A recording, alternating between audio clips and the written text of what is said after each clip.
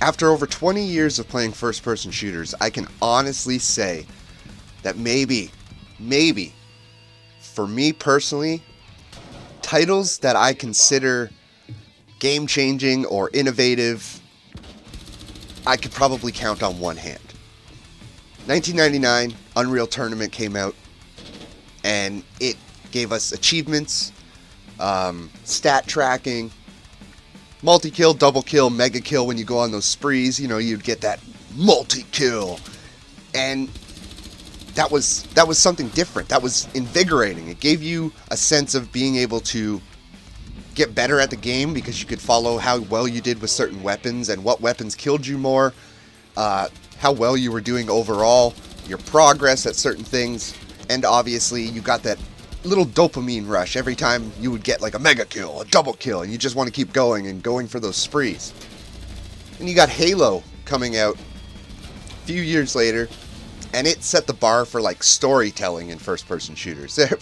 That game, honestly, still to me is still one of the best video game stories that has ever come out. Let's go a few years after that. You're getting Battlefield 2 and Call of Duty.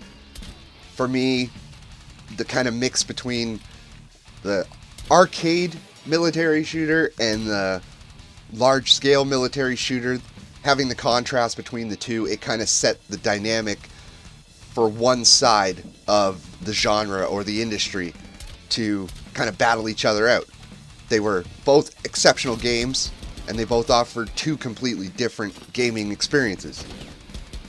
Go a few years after that, you get Call of Duty Modern Warfare.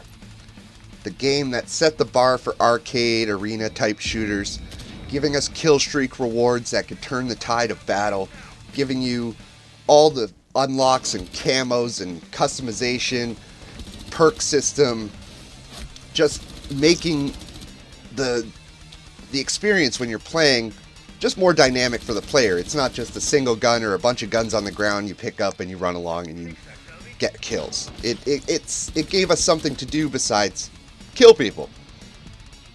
And then you're looking at a lull for me, seriously, about maybe almost 10 years. And then you get Rainbow Six Siege. Rainbow Six Siege has set the bar, in my opinion, for small-scale tactical or arcade shooters. Could you picture a Call of Duty Search and Destroy round where all the walls in the buildings are destructible, or 50-60% of the walls in the buildings are destructible where the bombs are located? The thing with these small-scale shooters is they become predictable, and people can get extremely good at abusing the predictability.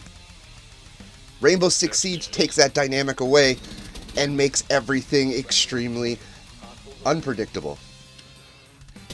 And it just sets the bar for me. Now, whenever I want to play a small-scale team-based shooter, 5v5, 6v6, it's going to get boring fast. Rainbow Six Siege, to me, might not have all the content that a AAA shooter should have, but it's got this little tiny section of content that is infinite in possibilities.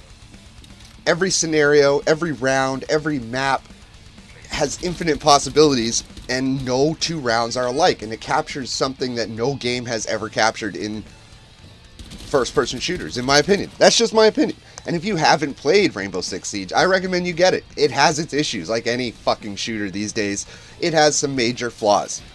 But the intensity of every round, every final second, what it comes down to, what it boils down to, those unpredictable moments where you think you're safe and then a wall just explodes behind you and the round's over and you're like, what happened? The dopamine rush of going for those clutch moments and you actually getting them because you get those headshots. It gives you those chances where you can, even an average player can come across and pull out an amazing victory. And it just gives you something that other shooters doesn't. And it's really hard to explain unless you play it. And I recommend you play it. Give Rainbow Six a try.